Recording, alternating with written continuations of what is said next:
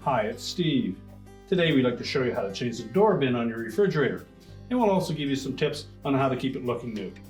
Now, to replace the door bin on this style of refrigerator, we'll begin by opening the door up, remove any items that may be in that bin, and we'll lift up on it and pull it away from the door liner.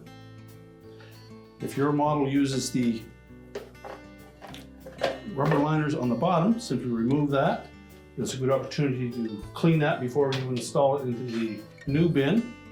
We can discard the broken bin.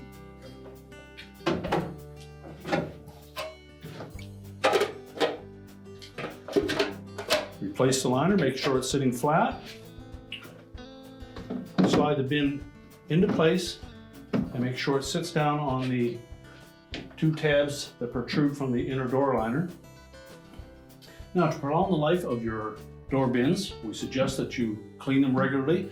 Don't overload them. Always make sure that there is nothing on the shelf in the way that may bump up against it.